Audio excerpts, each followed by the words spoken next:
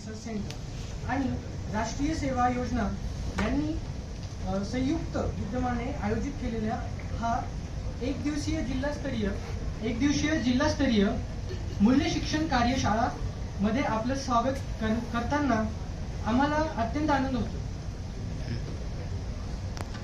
आधुनिक युगातील गरजा आणि त्यातले आवाहन लक्षात घेता मूल्य शिक्षण खूप महत्त्वाचे ठरत आहे आणि याच महत्त्वाच्या विषयांवर आज आपल्याला मार्गदर्शन करणारे, विचारमंथन करणारे आणि आपले विचार स्पष्ट करणारे चर्चासत्र आयोजित करण्यात आलेले आहे.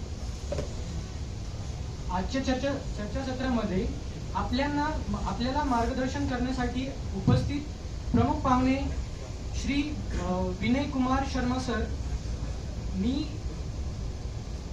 प्रोफेसर संतोष काकडे सर यांना विनंती करतो की त्यांनी विनय शर्मा सर यांचं स्वागत करतो.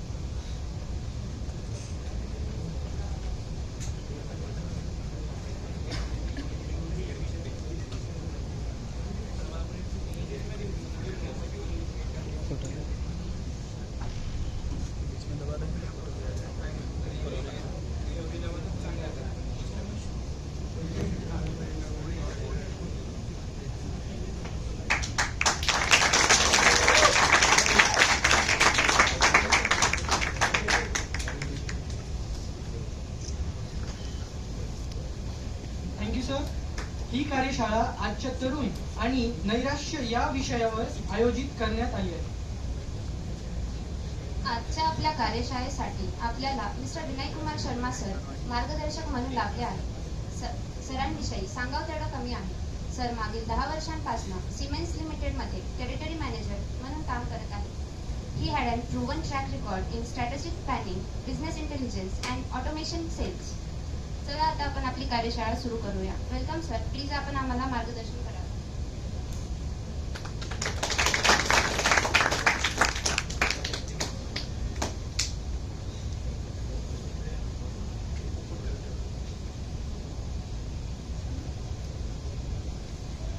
सर्वप्रथम मला इथे बोलवण्यासाठी आणि हा संधी दिल्याबद्दल प्रोफेसर संतोष काडेजी यांना खूप खूप धन्यवाद आणि तुम्ही इथे आलेला आहात त्याबद्दल तुम्हाला धन्यवाद. मित्रांनो, विनय कुमार शर्मा, मी मूळतः उत्तर प्रदेशचे आहे. Born and brought up Mumbai. नाशिकमध्ये इथेच ह्याच कॉलेजमध्ये मी शिकलेलं होतं. थोडेफार मराठी येतं. संतोष साहेबांनी मला सांगितलं होतं की मी तुमच्याशी मराठीमध्ये बोलू. मी प्रयत्न करतोय, अजून शिकतोय आणि जेव्हा मला एकदम कुसुमाग्रज किंवा कवित्री बहिणाबाई चौधरी सारखा मराठी येईल, मी तुमच्यासोबत मराठीमध्ये संवाद साधणार. Shall I continue in English or Hindi? ऐसे नहीं, अगर सबकी परमिशन रहेगी तभी होगा. Shall I continue in Hindi and English? Okay. बहुत ही अच्छा टॉपिक है, यूथ एंड मेंटल हेल्थ, उसके ऊपर बात करने के लिए. इससे पहले कि मैं शुरू करूं, मैं एक बात कहना चाहूंगा कि आज के करीब 12 साल पहले, 13 साल पहले इसी कैंपस में मेरे सामने बैठे हुए हैं श्री अजिंक्य राव जी, जो इस समय गतिलेख में टेरिटरी मैनेजर हैं. उनके साथ बैठे हैं विक्रांत महाले जी, वो भी इसी कॉलेज में SIEM से पास आउट हैं. वो 2017 में और आप 2013 में, राइट? तो हम सभी लोग, आप लोग जहां पर बैठे हुए हैं, जिस चेयर पे बैठे हुए हैं, एक समय में हम भी ऐसे ही जगह पर बैठा करते थे. और संदीप फाउंडेशन में मुझे लगता है कि मेरा ये 4था या 5वां लेक्चर होगा. और ये मेरे लिए, जैसे मैं बाकी कॉलेजेस में जाता हूँ, बाकी यूनिवर्सिटीज में जाता हूँ, वहां पर जाना ठीक है, जाते हैं, एक फॉर्मेलिटी है. लेकिन whenever I come to Sandeep foundation, it's like my maiden's home. माहेर घर आहे माझ्या, मायका बोलते हैं ना, वो है. तो आज मैं मेरे मायके में खड़ा हूँ और कहते हैं कि मायके का कुत्ता ही बड़ा प्रिय होता है. मैं ये नहीं कर रहा हूँ कि आप कुत्ते हैं, लेकिन कुछ लोगों को बहुत हंसी आ रही है. ओके, अच्छा, एक चीज अच्छी ये रही कि जो फ्रंट बेंचेस हैं वो खाली हैं. No doubt those who sits on the front benches are good people. Front bench पे बैठने वाले गुड होते हैं, गुड इंग्लिश वाला. लेकिन जो बैक बेंचेस पे बैठते हैं ना, मुझे लगता है कि वो बेस्ट होते हैं.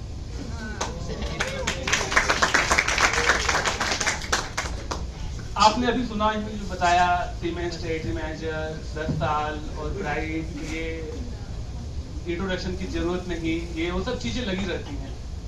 लेकिन मैं बहुत गर्व के साथ एक बात कहना चाहूंगा कि 4 साल की इंजीनियरिंग 5 साल में मैंने भी किया है। ताली रोको, बताना ये चाहता हूं कि मेरे साथ जो आदरणीय श्री अजिंक्य राव जी हैं 4 साल की इंजीनियरिंग 6 साल में किए हैं।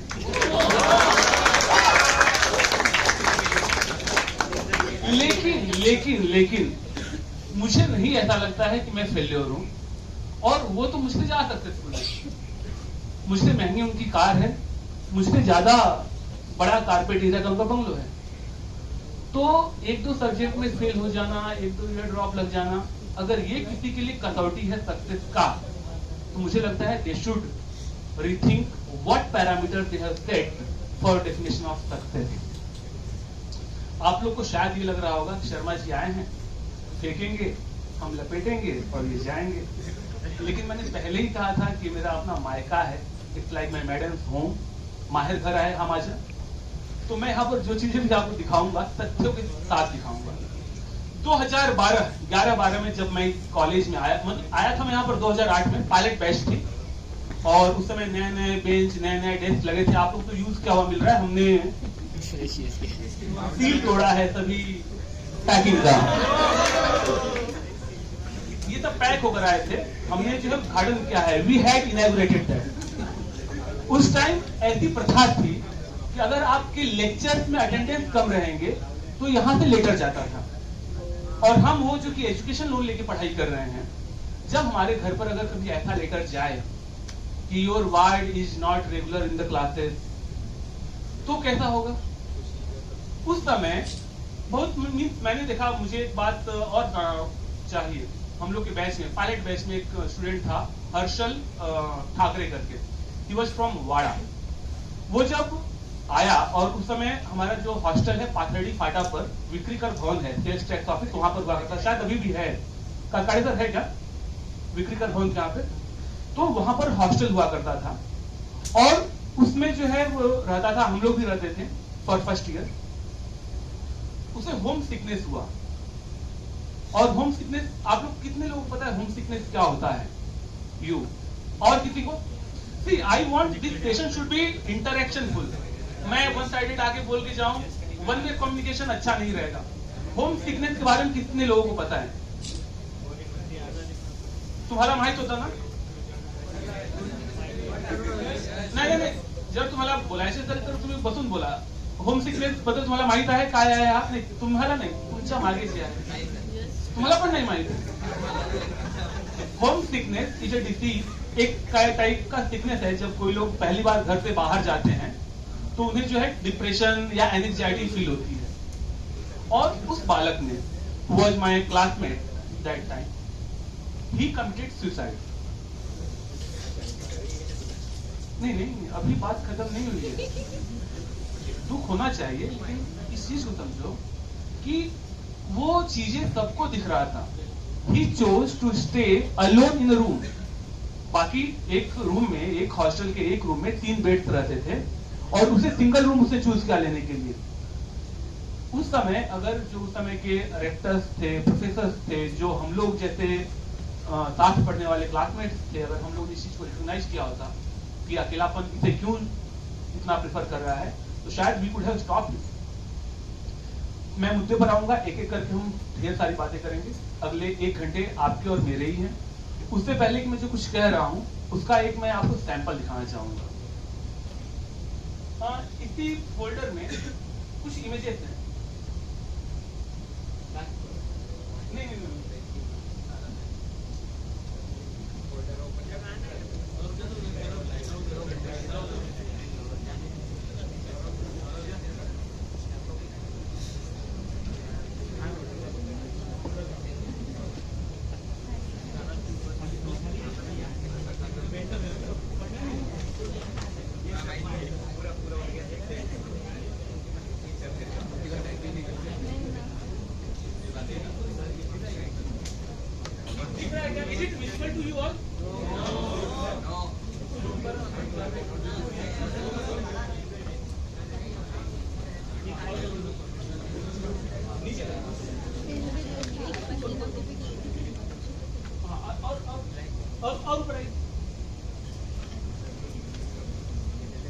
ये आपके कॉलेज का है और वो मेरा ही है ना?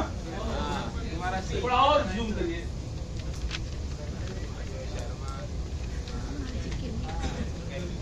अब यकीन हो रहा है मेरा ही है, ठीक है?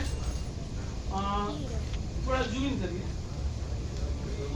जूम आउट करिए और फिर मार्क्स मेरे दिखने चाहिए।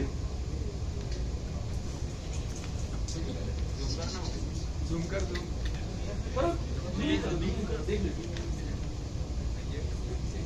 कैसा है। I am the best performer. I have received 7-star award in my company, in my parent company. I have been employee of the year in my previous organization, and I have been employee of 3 quarters continue for same organization in year 2028. ठीक लग रहा है ये mark? By the way, engineering करने के बाद मैं जिस ऑर्गेनाइजेशन में था, ACW यूरोड्राइव, एक जर्मन कंपनी है, उसने मुझे MBA स्पॉन्सर किया और मैंने MBA किया, ठीक है? उसके बाद मैंने MA भी किया, लेकिन ये मार्क्स अच्छे हैं। ये मार्क्स देख के मुझे दुखी होना चाहिए, अरे ये क्या हो गया, एक में तो absent हो, मतलब टोटल भी अगर कर लिया जाए तो भी मुझे नहीं लगता कि एक सब्जेक्ट की पासिंग मार्क्स आ रही होगी। See, what happened that people celebrate their success. I believe that we should also celebrate our failure. Because if success is there, failure should be there. Backbencher, क्या कहना है आपका? क्या हुआ? नहीं यार, स्टैंड अप, अपने को आराम से खुल के बात करना है।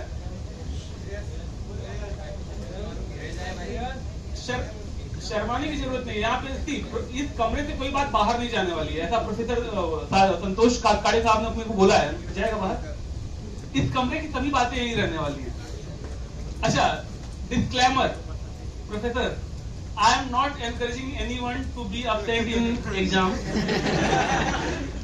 Disclaimer 2, I am not encouraging anyone to get less marks. I am not encouraging anyone to get failed. लेकिन अगर हो गए तो उसको टेंशन लेने वाली कोई चीज है, ओवर थिंकिंग करने वाली कोई चीज है। अच्छा, ये हो गया, देख के ऐसे ही बाहर आइए और सेकेंड वाला देखते हैं। पहली बार आप देखो कौन से मंथ का है, क्या है, क्योंकि ये प्रथा अभी है कि बंद हो गई? चालू है अभी तो, और टेक्नोलॉजी का भी यूज करते होंगे। पहले लेटर भेजते थे, अब डायरेक्ट व्हाट्सएप पे भेज देते होंगे मैसेज। हाँ, डायरेक्ट मैसेज डेली, मतलब पैसा भी भरो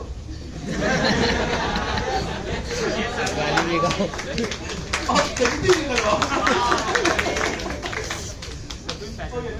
ओपन द सेकंड पिक्चर, ये अच्छा, बाय द वे, ये मुझे ना कल सडनली मिल गया जब मुझे प्रोफेसर संतोष काड़े जी ने कहा कि आपको मेंटल हेल्थ पे बोलना है, जो मैं खुद ही नहीं समझा वही समझा रहा हूँ।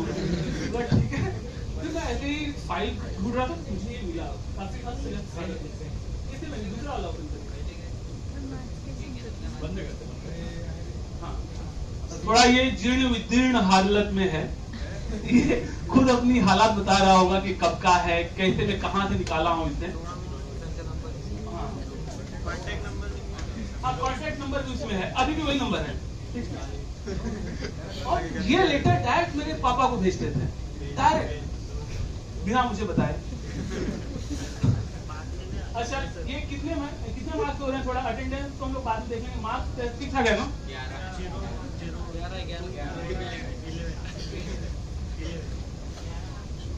अच्छा, अगर मान लीजिए कि आज के 13 साल पहले हम लोग इसी मार्क्स को देखते, इसके नीचे कुछ दिव्य ज्ञान लिखा हुआ है, ऊपर आइए, बढ़िया।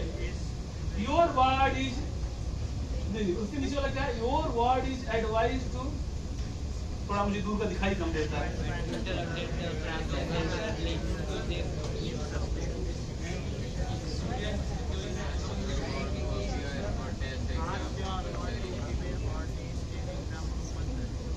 मेरे अगर सभी सब्जेक्ट्स के मार्क्स को काउंट करके ऐड कर दिया जाए तो भी जो यूनिट में ही रहेगा, डबल डिजिट नहीं होने वाला है। अच्छा नीचे स्पेशल पॉइंट कुछ लिखा हुआ है, इम्पोर्टेंट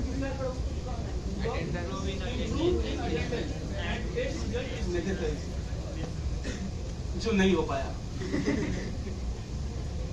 नहीं, फिर अभी क्या है, ये लेटर एक बार जा रहा है, 2 बार जा रहा है, 3 बार जा रहा है, फिर मैंने अपना बुद्धि का प्रयोग किया। I used my brain. Yes. ये ब्रिलियंट बालक कौन है? क्या नाम है आपका? शुभम। ओके शुभम, मैंने सेम जो आप बता रहे हैं वही किया। Third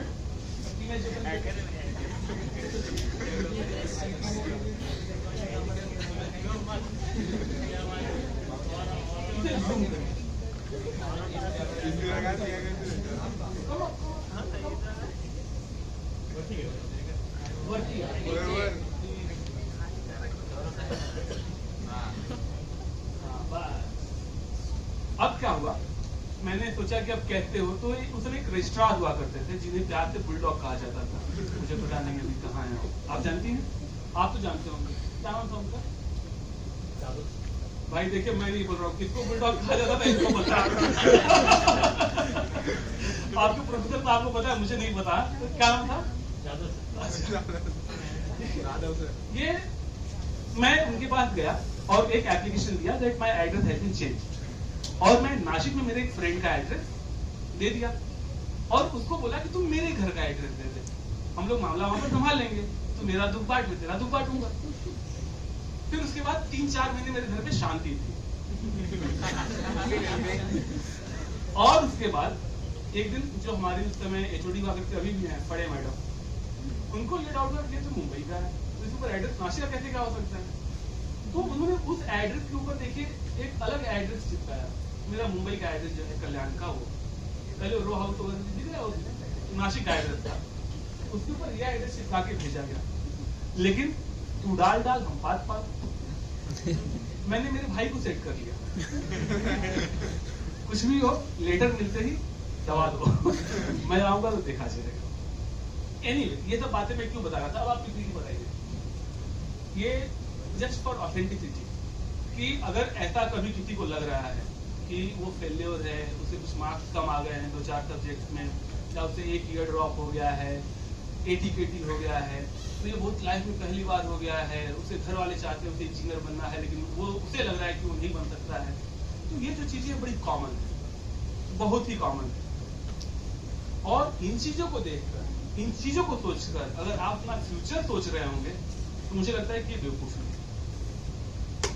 See, everyone is made for one special task, one special work.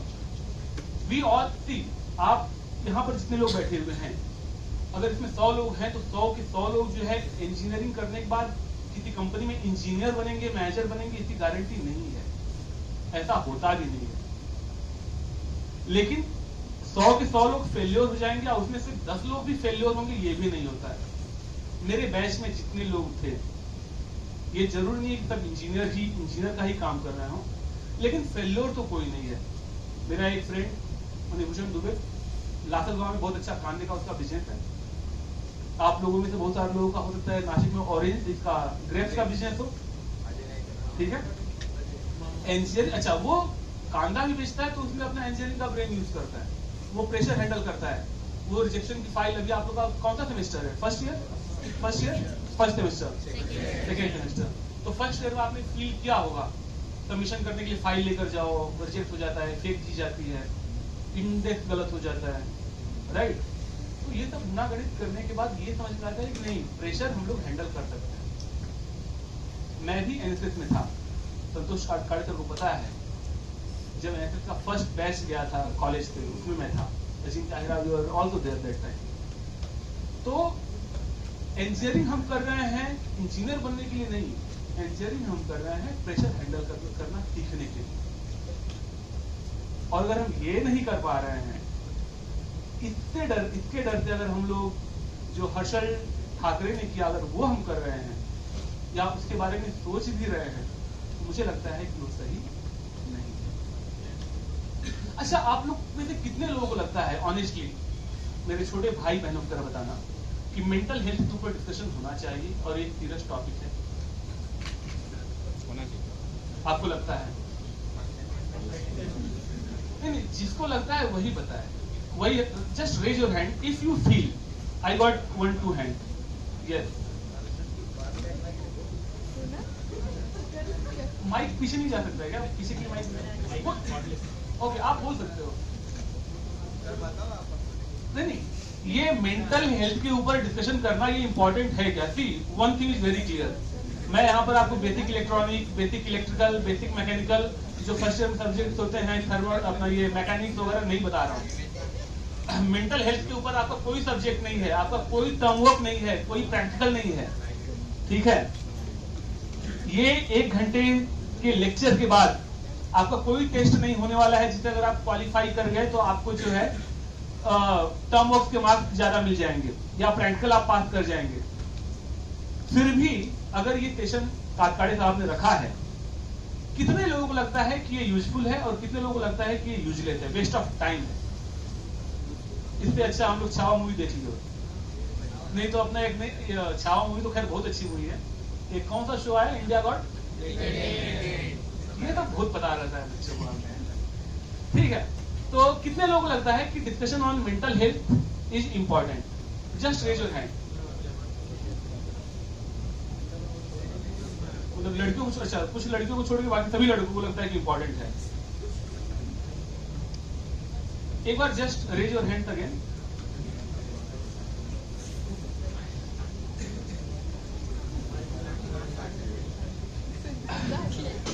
ठीक है, थैंक यू सो मच।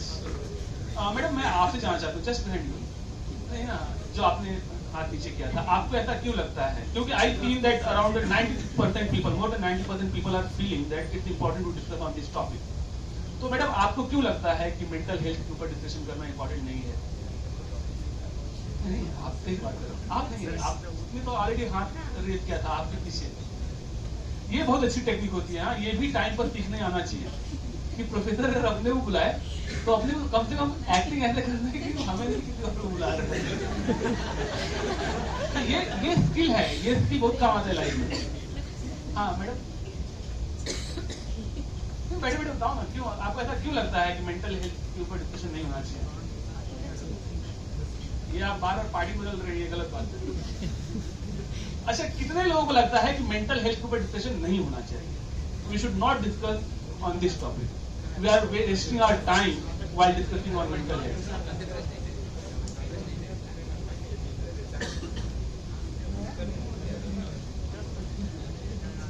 अच्छा, आप में से कितने लोग आईटी वाले हैं, आईटी और कंप्यूटर वाले, जो फ्यूचर में, अभी तो फर्स्ट ईयर में सब कॉमन रहेगा, computer, IT, mechatronics, mostly IT computer के ही हैं। तो आप लोग सॉफ्टवेयर के ऊपर काम करने वाले हैं, कल आप लोग सॉफ्टवेयर बनाएंगे। एक मैं क्वेश्चन पूछता हूं, which is most critical, hardware और सॉफ्टवेयर?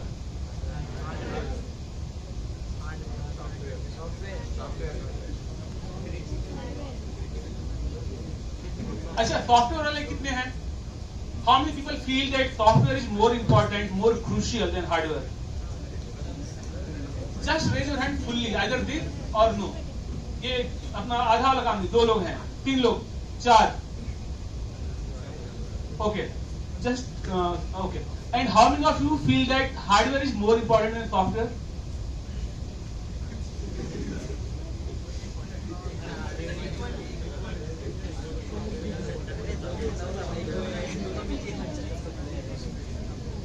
सही, मतलब किसी को ऐसा नहीं लगता कि हार्डवेयर ज्यादा इंपॉर्टेंट है। सी, एक चीज मैं कहना चाहता हूँ, hardware and software both are equally important.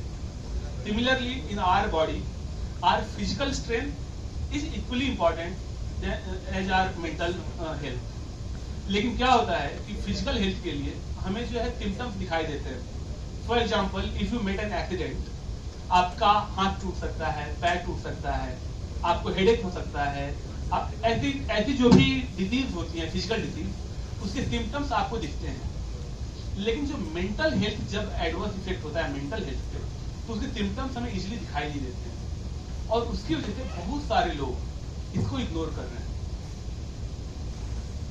पहले एक टाइम होता था जब लोग फिजिकल हेल्थ के ऊपर बात करते थे, उनको इंपॉर्टेंस देते थे, उसके लिए डॉक्टर्स होते थे। लेकिन आप नासिक में ही देखिए, I am not talking about Mumbai, Pune, Bengaluru, Nashik में ही there are more than hundreds of psychiatrist वो डॉक्टर होते हैं जो एमबीबीएस करने के बाद साइकोलॉजी की पढ़ाई करते हैं। ऐसे लोग नासिक में हैं।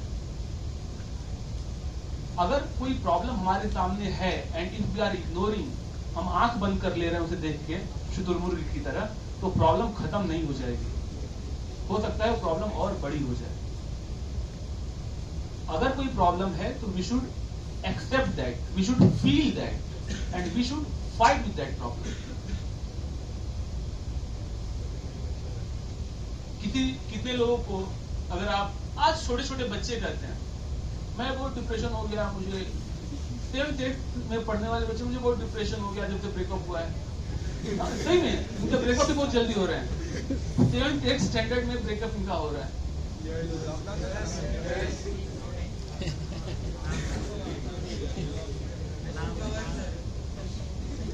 अच्छा, आप में से कितने लोग हनी सिंह को जानते हैं?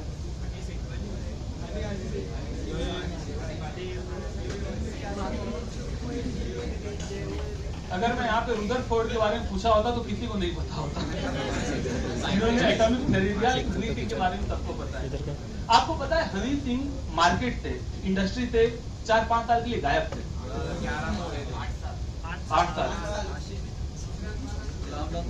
आर्यभट्ट के बाद अगर कोई ब्रिलियंट बच्चे हैं तो बस ये। अच्छा, कितने साल के लिए थे? क्यों गायब थे? कोई खड़ा होकर बताएगा मुझे? जस्ट सी, ये डिस्कशन है, इसमें कुछ मैं कोई पीपीटी को रिप्रेजेंट कर रहा हूँ, जस्ट बात करना, क्योंकि मुझे नहीं पता है क्यों 8 साल के लिए क्यों बाहर थे वो इंडस्ट्री से।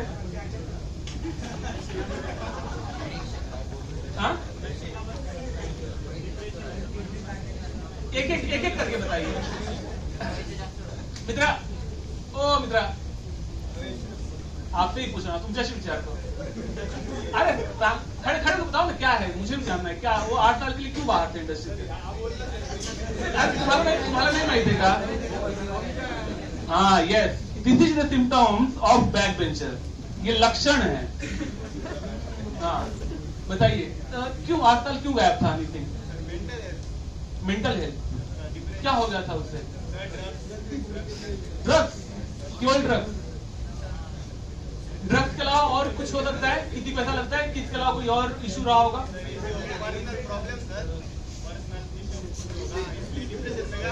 नहीं, सही, he is telling correct, right, सही बोल रहे हैं।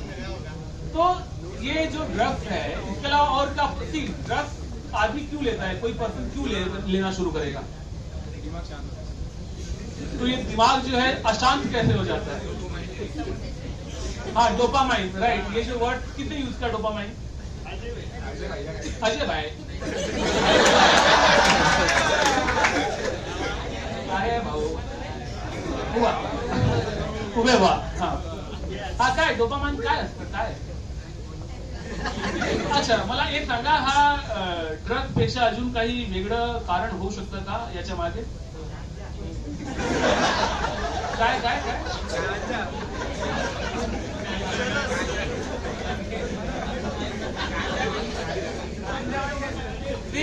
मेरे मन में जो बैक बेंचर्स को लेकर अवधारणा है वो ये है कि वो बहुत बोल्ड होते हैं और ब्रिलियंट होते हैं, अपनी बात खुल के रखते हैं, झुंड में नहीं रखते हैं। तो मैं चाहता हूं कि जब कैंपस में बाहर जाऊं तो मेरी जो कंसेप्ट है, जो अवधारणा है बैक बेंचर्स को लेके, वो बनी रहे। तो ड्रग्स के अलावा और क्या रीजन हो सकता है हनी सिंह का मार्केट से बाहर होने का?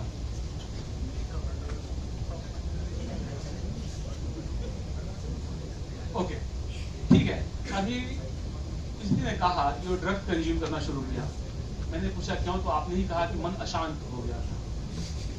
ठीक है, ये मन अशांत कैसे हो जाता है?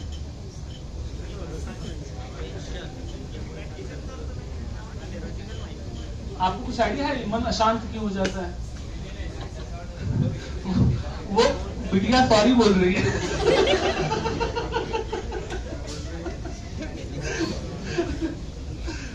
आपको हंसी आ रही है, आपको पता है मन अशांत क्यों हो जाता है?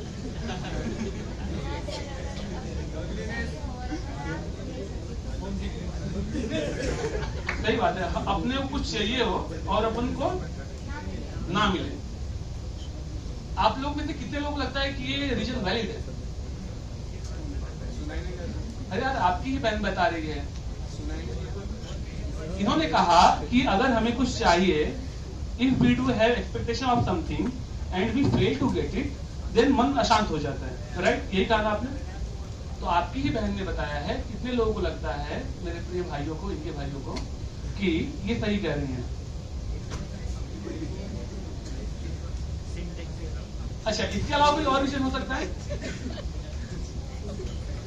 इसके अलावा और क्या रीजन हो सकता है? आप कुछ ना करते नहीं, आप ये बता चाहे तो बता सकते हैं। एक इतना बड़ा स्टार जो कि पंजाब के मोहाली के गांव से आता है, राइट, बहुत ही मिडिल क्लास फैमिली से आता है, उसे बहुत जल्दी इतना बड़ा सक्सेस मिलता है, बॉलीवुड में एंट्री होती है, हॉलीवुड सिंगर्स के साथ वो गाता है, और 3 साल के परफॉर्मेंस के बाद वो सडनली गायब हो जाता है इंडस्ट्री से। बाद में अभी वो एक गाना लेकर आया है, मैनिएक। क्या बोलते हैं? मिलेनियर नहीं, एक और है मैनिएक करके, उसमें भोजपुरी का भी तड़का है कुछ। कौन सा है, क्या है?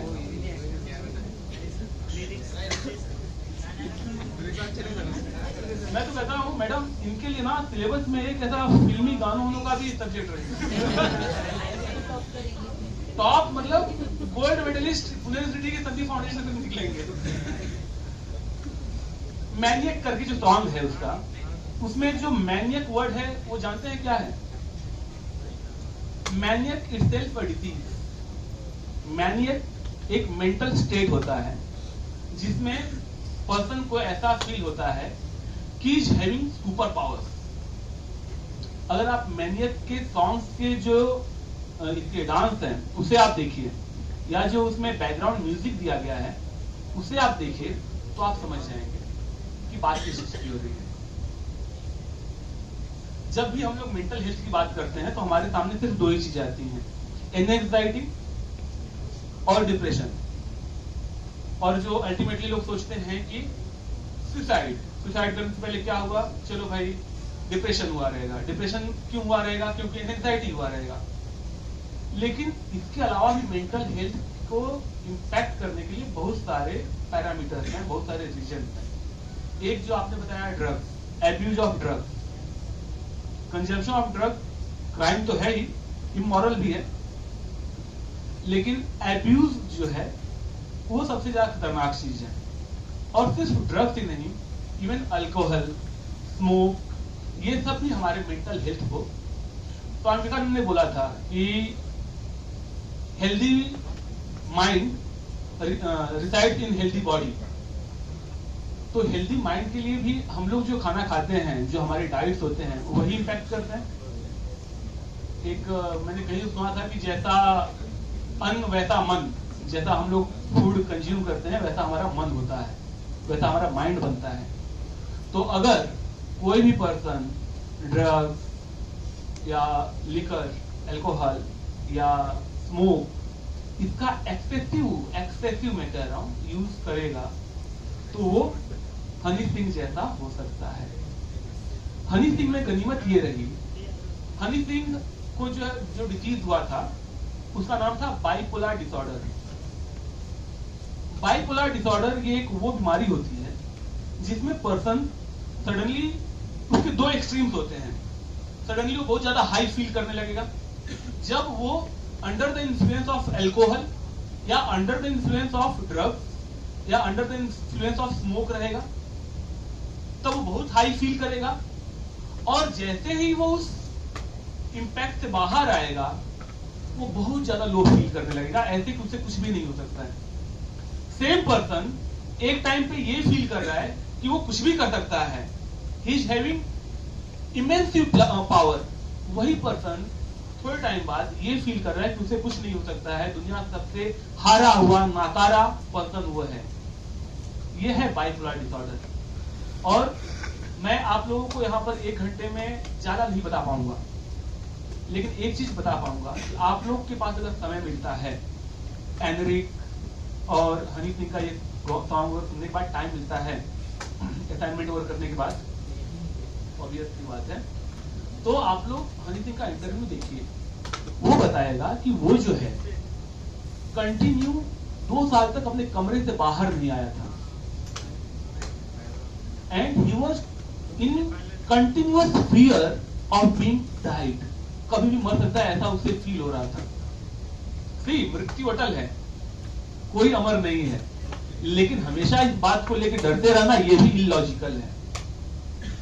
तो अगर आप लोग हनी सिंह को मानते हैं, ठीक है, हो सकता है कुछ लोग प्रोफेसर को नहीं मानते हैं, ठीक है, हनी सिंह को मानते हैं, तो उसके इंटरव्यूज देखिए, आपको समझ में आएगा कि मेंटल हेल्थ कितना बड़ा फैक्टर होता है हमारे पर्सनल और प्रोफेशनल ग्रोथ में।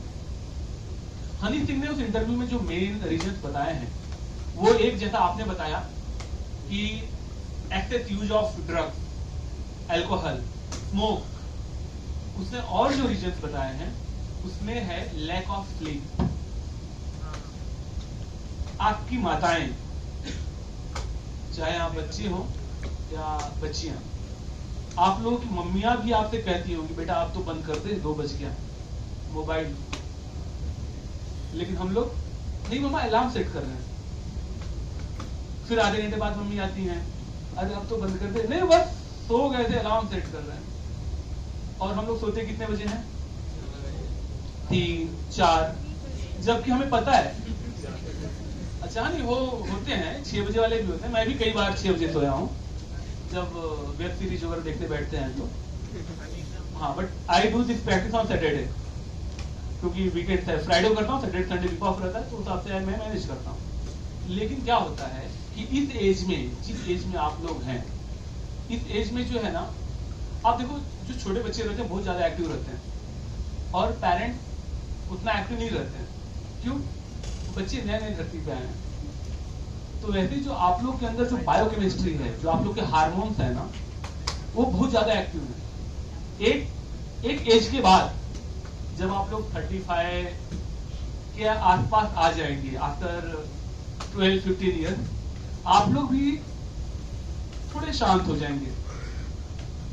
कुछ लोग होते हैं आसाराम बापू टाइप के भी, ठीक है, लेकिन हाँ क्या मेरा पूरा बचपन उनका भजन सुन के गया है, पूरा बचपन उनका भजन सुना हूँ, अभी सुबह। तो कहने का मतलब ये है, अभी आपके पास जो हम लोग लगता है यार क्या है, सुबह 9 बजे अपने को स्कूल कॉलेज जाना है, आराम से हम लोग अगर 4 बजे भी सोते हैं तो भी सुबह उठ जाएंगे, और सोने के लिए तो क्लासरूम है ही, ठीक है, क्लासरूम में सो जाएंगे। लेकिन क्लासरूम में भी अच्छी जिंदगी होती नहीं है, समस्या ये है। तो इसके लिए जरूरी ये है कि हम लोग को टाइम पर सो जाना चाहिए। हनी सिंह ने बार बार इस बात को कहा है कि मेरे लिए ड्रग्स उतना डेंजरस नहीं रहा, मेरे लिए लिकर उतना डेंजरस नहीं रहा, जितना ज्यादा डेंजरस मेरे लिए रहा लैक ऑफ स्लीप। और ये हम रिकॉग्नाइज भी नहीं कर पाते हैं, और जब रिकॉग्नाइज होता है तब तक बहुत लेट हो गया रहता है, बहुत लेट हो गया रहता है। ओके, तो आप लोग को जब ये मेंटल हेल्थ की बात हो रही है, अच्छा ये सिर्फ हनी सिंह की ही बात नहीं है, ये तो ठीक है, एक बाइपोलर डिसऑर्डर की बात हुई, या मेनिया जो है उसमें पर्सन हमेशा हाई फील करता है without even consumption of any drug. कुछ लोग को ऐसा फील होता है कि वो किसी बहुत बड़े इंफ्लुएंशियल पर्सन को जानता है, या ही कैन कंट्रोल एवरीथिंग, जबकि ऐसा कुछ होता नहीं है, बट उसके मन में एक वहम होता है।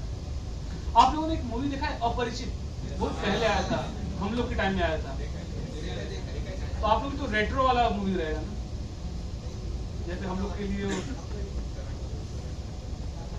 कितने लोगों ने देखा है अपरिचित? 4-5 लोगों ने देखा है। कोई इसका स्टोरी बताएगा शॉर्ट में क्या है? आप ही बताइए भैया।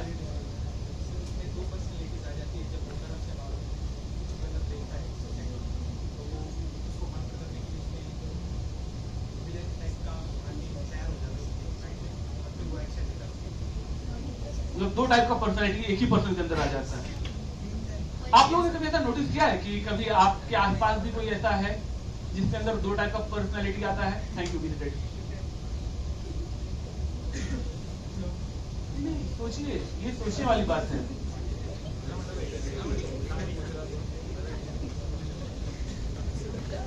आप ऑब्जर्व करिए, आपके आसपास ऐसे बहुत सारे लोग मिलेंगे जो अभी कुछ और बात कर रहे हैं और after some time they will be entirely different of what they are saying. But क्या होता है, अपरिचित मूवी में वो एकदम एक्सट्रीम लेवल पे दिखाया हुआ है, बट हमारे आसपास जो होता है वो उतना एक्सट्रीम लेवल पे नहीं होता है, तो हम उसे इग्नोर करते हैं। एक और टर्म है, अपरिचित के जैसा ही है, नार्सिसिज्म।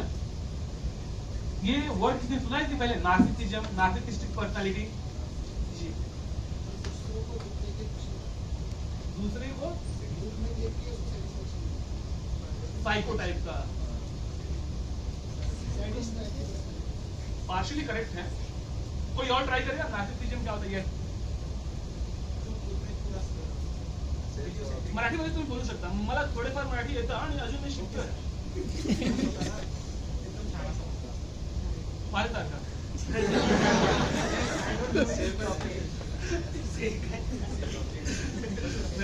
भाई, एग्जाम्पल जगह पे क्लियर होना चाहिए ना भाई। ठीक है, नहीं गुड ट्राई। और कोई है? मी स्वतःला शाणा नाही समजत ना। But you are true. जो नार्सिसिस्टिक पर्सनालिटी होती है, आपने भी सही बताया कि उन्हें दूसरों को दुखी देखकर वो ज्यादा खुश होते हैं वो लोग, और दूसरा कि वो अपने आप को सुपर समझते हैं कि मतलब मुझसे बेस्ट कोई है ही नहीं। और अनफॉर्चुनेटली ऐसे लोगों का कोई लाइफ पार्टनर भी लॉन्ग टाइम तक नहीं रहता है। मतलब पार्टनर रहते हैं, पार्टनर बनते हैं, अच्छा उनके अंदर कुछ स्पेशल गुण भी होते हैं, means they can easily attract people, they do have good communication skill, ठीक है, लेकिन वो लॉन्ग टर्म के लिए अपने बेनिफिट की बात देखते हैं। और ये चीजें means they create one kind of camouflage, छद्मावरण एक क्रिएट कर लेते हैं और उसके अंदर वो रहते हैं। उसे बोलते हैं नार्सिसिस्टिक पर्सनालिटी डिसऑर्डर, NPD। आप लोग इसे भी आप चीज को नोट कर लेना, आप लोग बाद में कभी पे यूट्यूब पे या विकिपीडिया पे या गूगल पे पढ़ना, क्योंकि ये चीजें अभी मैं 1 घंटे में आपको सब नहीं बता पाऊंगा, लेकिन क्या आपको पढ़ना है वो मैं बता सकता हूं आपको। जब ये NPD की बात होती है, मैं 3 दिन पहले जब मेरी आपसे बात हो रही थी, आपने कहा था कि मेंटल हेल्थ के ऊपर बात करना है। NPD के ऊपर मेंटल हेल्थ की बात करते समय कोई नहीं सोच रहा होगा। आपने सोचा होगा कि मैं यहाँ पर आके बताऊंगा कि डिप्रेशन में नहीं जाना है, हाँ, और एंजाइटी में नहीं रहना है। वो चीजें आपको भाई यूट्यूब पे मिल जाएगा, यूट्यूब पे अवेलेबल है वो। आप डालो मेंटल हेल्थ फॉर स्टूडेंट, दुनिया भर के 1760 वीडियो हैं। आप अपने हिसाब से जब मन करे देखो, सोते हुए देखो, ऐसे बैठने की भी जरूरत नहीं है टाई लगा के, ठीक है। मैं यहाँ पर आपको वो बताने आया हूं जो आपको यूट्यूब पर शायद ना। जो नार्सिसिस्टिक पर्सनालिटी डिसऑर्डर के लोग हैं, ये हमारे आसपास भी हैं। आपको कोई डिप्रेशन में गया हुआ पर्सन आपको जो है पूरे रामायण में, महाभारत में, कुरान में, बाइबल में कहीं नहीं मिलेगा। मुझे एक बताइए किसी ने सुसाइड किया हो महाभारत में, रामायण में बताइए जिसने सुसाइड किया हो। कुरान में कहीं होगा कोई भाई, अगर कोई है तो वो भी बता सकते हैं, मुझे उतना पता नहीं है। ये जो चीजें हैं डिप्रेशन वाली, ये नई आई हैं और भी ज्यादा पुरानी नहीं है। मुझे लगता है कि जो मैंने हिस्ट्री में फर्स्ट रिकॉर्ड देखा वो 3000 BC में आया था, और सम्राट अशोक का ममेरा भाई जो था उसने किया था। That was the first suicide in the known history.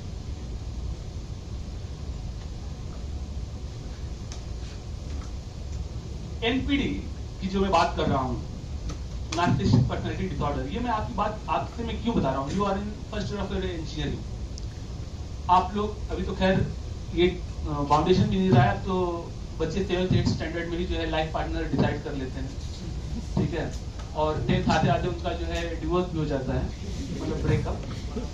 तो फिर भी जब आप अपने लाइफ पार्टनर चूज करिएगा तो आपको ये देखना है कि वो NPD के बेस पर तो नहीं है ना। और सिर्फ लाइफ पार्टनर ही नहीं, अगर आप बिजनेस करने जा रहे हैं तो जो आपका पार्टनर बनेगा, जिसका आप बिजनेस पार्टनर बना रहे हैं उसके साथ, या जो आपका फ्रेंड बनेगा। क्योंकि एनपीडी के ऊपर आप पढ़ेंगे तो आप पाएंगे कि एनपीडी का महाभारत में, रामायण में एक एग्जाम्पल है। Ravan, he was having huge power, he was well, means वो ऐसा कहते हैं कि जब रावण हंसता था तो स्वर्ग की अप्सराएं जो है प्रेग्नेंट हो जाती थी। लिखा है पढ़ो, लिखा है, रेफरेंस है, ये देखो। और इसके बाद इतना पावर था कि जो सुनो, जो अभी इंडिया का जो फाइनेंस मिनिस्टर है निर्मला सीतारमण, उस समय उस टाइम के जो इकोसिस्टम के जो फाइनेंस मिनिस्टर थे कुबेर, उनसे ही बोले कि चलो बंगलो खाली करो, दे दो। कुबेर का ही बंगलो लोग सोने की लंका उसने कैप्चर कर लिया, इतना पावर था। शनि महाराज के पास जाते हैं ये बताने के लिए कि देखो रावण जी मैं आपके ऊपर लगने वाला हूँ 7.5 बोलता है अच्छा क्यों बता दिए, लटकाओ इसको पहले। ठीक है, तो इतना पावर था उस पर्सन के पास, लेकिन वो उसे यूज कैसे कर रहा था आप सब जानते हैं। जब आप मॉडर्न हिस्ट्री में आएंगे तो एक पर्सन और था एनपीडी से ग्रसित, एडोल्फ हिटलर। आप सोचिए कि विंस्टन चर्चिल तक उसके फैन हो चुके थे। इनफैक्ट गांधी जी तक ने कहा है कि हिटलर से बड़ा कोई पैट्रियटिस्टिक पर्सन था ही नहीं, वो बहुत बड़ा देशभक्त था। ये गांधी जी का स्टेटमेंट है, उसकी बुक है हिटलर की, मैन काम्फ, पढ़िए। आप जी तो बुक का नाम नोट कर लीजिए, बाद में आप पढ़िएगा, टाइम लगेगा, वैसे आप लोग पढ़ेंगे नहीं, एफएम पे सुन लेंगे, ठीक है।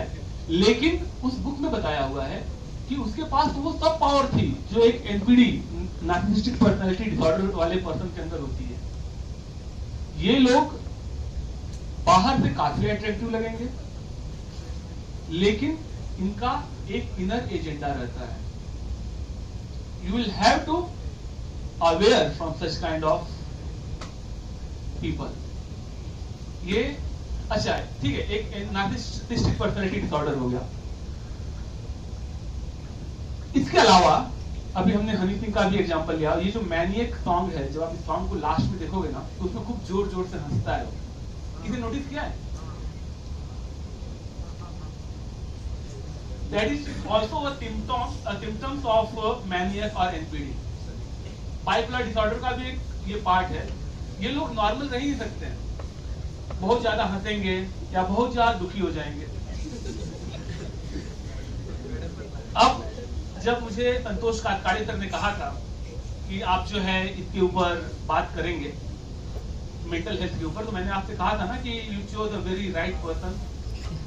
उसके पीछे रीजन ये है कि मैं खुद करीब 8 महीने तक एंजाइटी की दवाएं खाया था, बढ़िया से, एकदम अच्छे से। वर्क फ्रॉम होम कर रहा था, कोविड नया खत्म हुआ था, और कोविड में कंटिन्यू घर में मैं पूरा जो मोदी जी कह रहे थे वैसे कर रहा था। बर्तन वर्तन सब बजाया मैं, ठीक है, जोर जोर से बजाया, ठीक है। कोविड तो हुआ नहीं, लेकिन उसके बाद जो है ना मुझे एंजाइटी रहने लगा। और फिर मैंने डॉक्टर्स को दिखाया, इसी के लिए मुझे पता है नासिक में कितने साइकेट्रिस्ट हैं, ठीक है। मैंने खुद एंजाइटी की दवाएं खाई हैं। Anxiety is the early stage of depression, और इसमें जो है कोई और हेल्प नहीं करेगा, आप अपने आप को या आपके फ्रेंड, आपके फैमिली मेंबर्स ही आपको हेल्प करेंगे। और इस चीज को जो लोग ये सोच रहे होंगे कि नहीं आज है कल ठीक हो जाएगा, मुझे लगता है कि एक बार उन्हें सुशांत सिंह राजपूत को पढ़ना चाहिए। मुझे बताइए अपने दिल पर हाथ रख करके, कोई उतना टैलेंटेड एक्टर है बॉलीवुड में? है कोई? आईआईटी से जो ग्रेजुएट हो रहा है, और उसके बाद एक्टिंग भी उसने अच्छा किया था, जितने भी फिल्में दी सब हिट फिल्में दी हैं, लेकिन वही एंजाइटी, वही डिप्रेशन, और वही एक ब्रिलियंट ब्रेन, एक ब्रिलियंट बॉडी, एक ब्रिलियंट सोल हमारे बीच नहीं रहती है। So I would request you all, अगर कभी आपको ऐसा लगे, अच्छा एंजाइटी की शुरुआत होती कहां से है? अगर एंजाइटी होती कहाँ से है? हम लोग ओवर थिंकिंग करने लगते हैं। अच्छा, ओवर थिंकिंग भी बहुत ही बेकार चीज होता है। फॉर एग्जाम्पल, जैसे मान लीजिए कि आप एक अपने फ्रेंड के साथ कहीं पर गए हैं, ठीक है, अपना वो कौन सा है विक्रांत, पानीपुरी वाला, शौकीन पानीपुरी, वहां पर आप गए हैं, पानीपुरी खा रहे हैं, और किसी ने आपके गांव का, जैसे फॉर एग्जाम्पल आप नासिक से बाहर से कहीं आए हो, देवला से आए हो, 40 गांव से, जलगांव से, और आपके गांव का कोई पर्सन या आपका प्रोफेसर आप अपने फ्रेंड के साथ गए हैं पानीपुरी खाने, और उसने मोबाइल निकाला, फोटो ले लिया। हो सकता है आपने फ्रेंड को चम्मच दे रहे हो, लेकिन वो फोटो कुछ आप ऐसा ले लिया हो जैसे कि आप उससे हाथ मिलाए हैं, कुछ ऐसा समझे। अब उस चीज को लेके वो पर्सन अपना आया, मोबाइल ऐसे किया, चला गया, लेकिन आप लोग दोनों लोग सोच में पड़े हैं, अब ये फोटो तो मेरे गांव जाएगा, मेरे पापा के पास जाएगा, और पता नहीं कहाँ कहाँ जाएगा। अच्छा, लड़कों से ज्यादा ये सोचती हैं लड़कियां। सही में जो प्यारी बहनें हैं वो इन चीजों को बहुत ज्यादा सोचती है कि अरे ये क्या हो गया है, अब क्या होगा, अब तो मेरी मुंह नहीं दिखा पाएगी। ठीक है, जबकि हो सकता है कि वो पर्सन जो है मोबाइल निकाला हो अपना सेल्फी लेने के लिए या किसी और काम के लिए। दूसरा एग्जांपल, मान लीजिए आपने असाइनमेंट नहीं कंप्लीट किया है, ठीक है, और या फिर आपने जो है कोई नोटबुक नहीं बनाया है या कुछ भी ऐसा, और आप एक दिन प्रोफेसर ने बोल दिया कि नहीं मुझे चेक करना है। अब आपके मन में ये रहेगा कि अब मैं दिखाऊं क्या, मैं तो बनाया ही नहीं है, ठीक है। अब आप 2 दिन से सोच रहे हैं मैंने बनाया ही नहीं है, मैंने बोल दिया था मैंने असाइनमेंट किया है, अब मैं क्या करूं। अल्टीमेटली क्या होगा, हो सकता है कि जिस दिन प्रोफेसर आने वाले हो चेक करने के लिए आए ही ना, कुछ भी हो सकता है, लेकिन वो ओवर थिंकिंग करके आपने अपना वीकेंड तो खराब कर लिया है ना, नहीं कर लिया है, वो वीकेंड वापस आएगा। ये तो खैर छोटे छोटे एग्जांपल हैं। कभी कभी क्या होता है, किसी को प्रपोज किया, सामने वाले ने रिजेक्ट कर दिया, नहीं प्रपोज भी नहीं किया, अभी डिसाइड हो रहा है, हॉस्टल के कमरे में बैठे एक मंत्रणा हो रही है, 3 लोग बैठे हैं, ऐसा है मैं सोच रहा हूँ उसको प्रपोज कर दूं। क्यों? नहीं मेरे को लग रहा है वो भी जो है मेरे से प्यार करती है। नहीं, 3 लोगों में एकदम फुल मतलब कैबिनेट मीटिंग बैठी हुई है, ठीक है, करीब आधे पौने घंटे डिस्कशन के बाद होता है कि ठीक है जाके प्रपोज कर दो। अब ये बंदा वहां पे जाके प्रपोज नहीं करता है, आ जाता है, फिर वापस सेकेंड अटेम्प्ट होता है कुछ दिन के बाद। वहां पे जाने के बाद अगर सुदर्शन कन्या ने एक्सेप्ट कर लिया तो ठीक, अगर नहीं किया तो ये बंदा और टेंशन में, क्या मैं इतना बुरा हूँ, क्या मैं इतना बुरा हूँ, मैं माँ नहीं क्या हूँ सारी जमीन पे वाला, कि घर वालों ने मुझे वहां से भगा दिया, मैं इधर आ गया, यहाँ आने के बाद बताओ ये बच्ची भी ऐसा कर रही है, बच्ची मतलब ये ऐसा कर रही है, क्या मैं इतना बुरा हूँ। तो एक है बड़ा मीम वायरल हुआ है, बहुत चुभने लगा हूँ, क्या है क्या है, कोई है टैलेंटेड को बताए क्या है, क्या है संकेत बताओ। मेरे को नहीं पता, मैं सुनता नहीं इतना चुभने लगा हूँ, छुरा तो नहीं हूँ, क्या मैं इतना बुरा तो नहीं हूँ, ऐसा। तो ये क्या होता है बाद में ओवर थिंकिंग, यार मैं इतना खराब हूँ, अरे भाई मुझे ऐसा लगता है कि आप लोग डिसीजन सोचो अपने, जो आप लोग डिसीजन ऑप्ट आउट करते हो बाद में आपको उससे बेटर मिलता है। और अगर नहीं भी एक्सेप्ट किया, चाहे लड़का हो या लड़की हो, एक शेर है, बड़ा अच्छा शेर है कि हाँ वाह करना। उसमें ऐसा है कि बड़ी लंबी है जमीन, मिलेंगे लाख रद्दी, अकेली तो नहीं। ये वाह वाह ना उस टाइम भी करना जब वो रिजेक्ट करे, एकदम ऐसे, ठीक है। बट कभी भी एंग्जाइटी मत आना, और फिर चाहे कितना भी बड़ा फेल्योर हो, कितना भी बड़ा फेल्योर, सेलिब्रेट करो उसको। सक्सेस सेलिब्रेट करते हैं ना, पार्टी होती है ना, ठीक है, उधार लेके ही सही होती है ना, फेल्योर का भी होना चाहिए। बट जिस तरह हम लोग सक्सेस की पार्टी का टाइम रखते हैं 2 घंटा 3 घंटा, फेल्योर का भी टाइम होना चाहिए 2 घंटा 3 घंटा, उसके बाद मूव ऑन। अभी मैंने यजुर्वेद चहल का मैंने एक फोटो देखा था, क्या था क्या बच्चे तो ब्रिलियंट हैं, उसमें डाउट नहीं है, लेकिन ये सब एक साथ बोलते हैं। ठीक है, जो भी उन्होंने किया ठीक है। अब क्या ये रोते बैठे? हाँ, जो किया अच्छा किया। If life throw lemons on you make yes, दुखी नहीं होने का कभी भी नहीं। और चाहे आपके अपने डिसीजन हो, पेरेंट्स के डिसीजन हो, प्रोफेसर के डिसीजन हो या गवर्नमेंट के डिसीजन हो। एमबीए में जब मैं एमबीए कर रहा था तो मुझे बताया गया कि जो हम चेंज नहीं कर सकते हैं वो तो कांस्टेंट है, हम लोग चेंज क्या कर सकते हैं, जो वेरिएबल्स हैं उसके ऊपर हमें काम करना है। ओके, तो मुझे नहीं लगता है कि अभी कोई जो है किसी चीज को लेकर बहुत ज्यादा एंग्जियस होगा, उसके बाद डिप्रेशन में जाएगा, बहुत ज्यादा ओवर थिंकिंग करेगा। कोई करेगा? अगर करने का मन करे या कभी ऐसा लगे कि मुझे सुसाइड, अच्छा आप गूगल पर जाओ और आप कभी चेक करना that simplest way to do suicide, तो उसमें एक नंबर आता है। किसी सर्च किया कि नहीं? एक बुद्धिमान व्यक्ति ने किया है, जिसने किया है बताया किसने किया है? अच्छा, सौरभ के असिस्टेंट कितने हैं यहाँ पे? पहले वो हाथ बताए। सौरभ, तुमने इतने असिस्टेंट रखा है, बताया नहीं तुमने? पीए रखे हो तुम?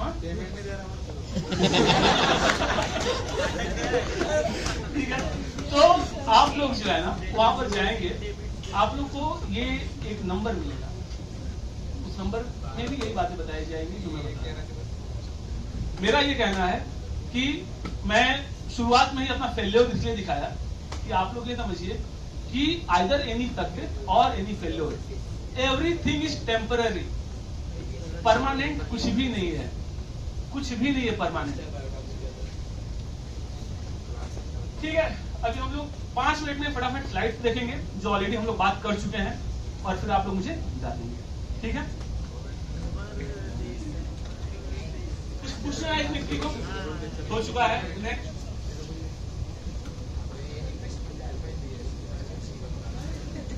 ये इम्पोस्टर सिंड्रोम क्या होता है पता है किसी को? इम्पोस्टर सिंड्रोम ये एक और मेंटल स्टेज होता है जहां पे लोगों को ये लगता है कि ये काम मैं कर ही नहीं सकता हूँ, ये मेरे बस का है ही नहीं, this is not my cup of T. और मुझे ऐसा लगता है कि हम लोग कुछ भी कर सकते हैं, कुछ भी। और इंजीनियर तो ऐसा प्राणी है कि वो डेफिनेटली कुछ भी कर सकता है। They can be good comedian, they can be good actor, they can be good dancer, they can be good leader, Arvind Kejriwal. ठीक है, तो अपना Ashwini Vaishnaw railway minister, he is also an engineer, एक टीम में रह चुके हैं। तो इंजीनियर ऐसा प्राणी है, कुछ भी कर सकता है। ये चीजें हैं हमने डिस्कस किया। एकेडमिक प्रेशर कभी लेने का ही नहीं, डेडलाइन कंपटीशन, डेडलाइन अपने हिसाब से होता है।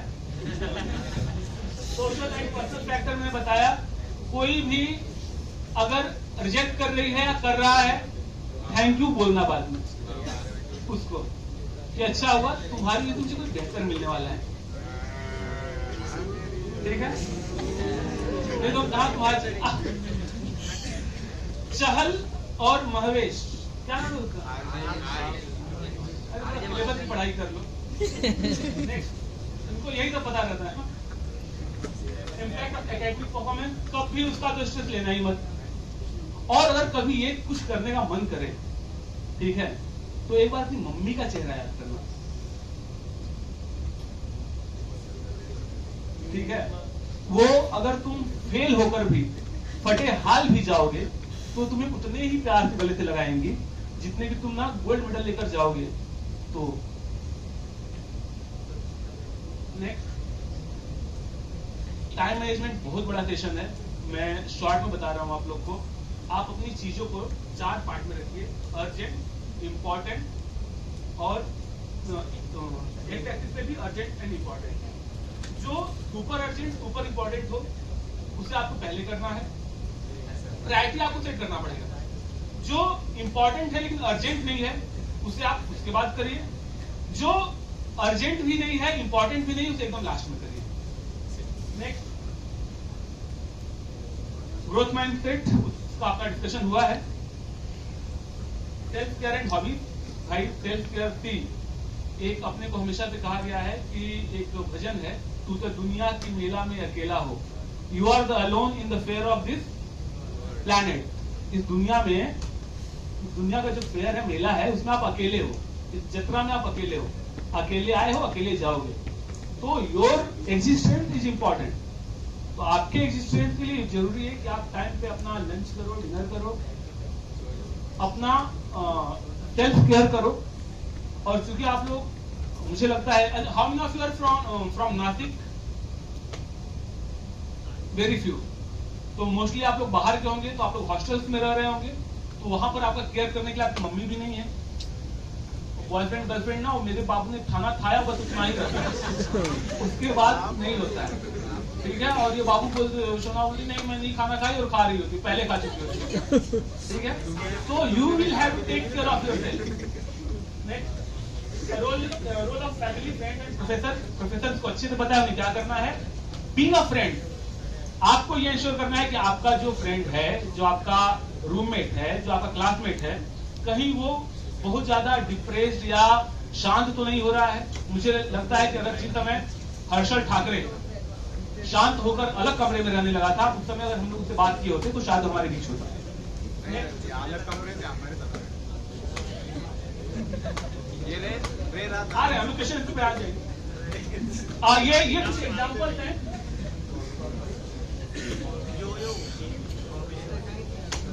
अच्छा, यो लिखने के बाद ही हम समझ जाते हैं किसकी बात हो रही है।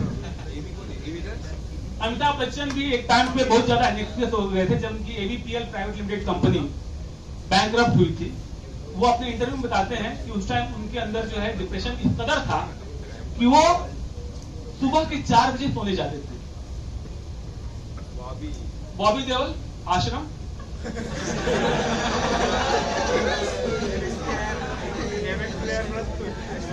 कहाँ है ये भी बच्चों को पता है। और ये सोचिए कि वो खुद पर्सन अराउंड 12 इयर्स तक मार्केट से बाहर था, इंडस्ट्री से बाहर था, लेकिन फिर उसने कमबैक किया और काफी अच्छा कर रहा है। एनिमल में भी है क्या? स्टीव जॉब्स, पता है आप लोग को, एप्पल के फाउंडर, जिनको एप्पल से ही बाद में निकाल दिया गया, वो भी उस टफ टाइम से बाहर है।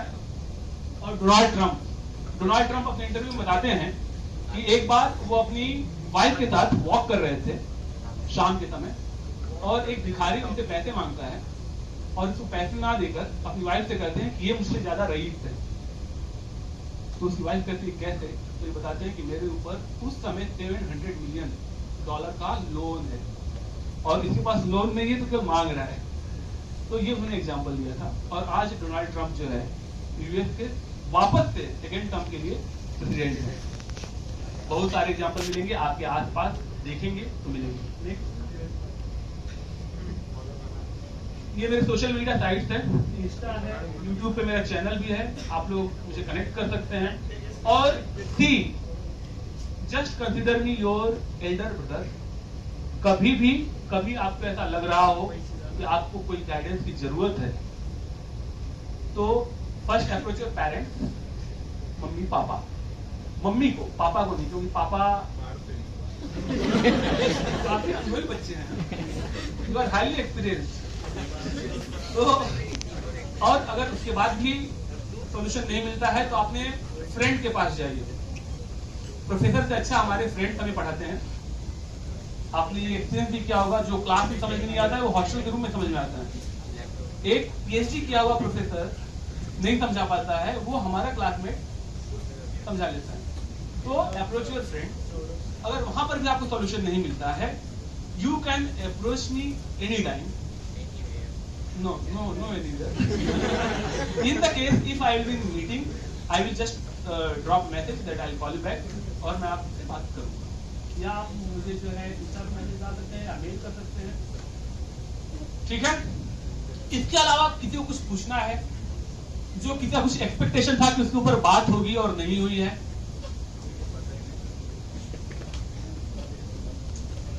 Okay, so shall I conclude? Thank you so much.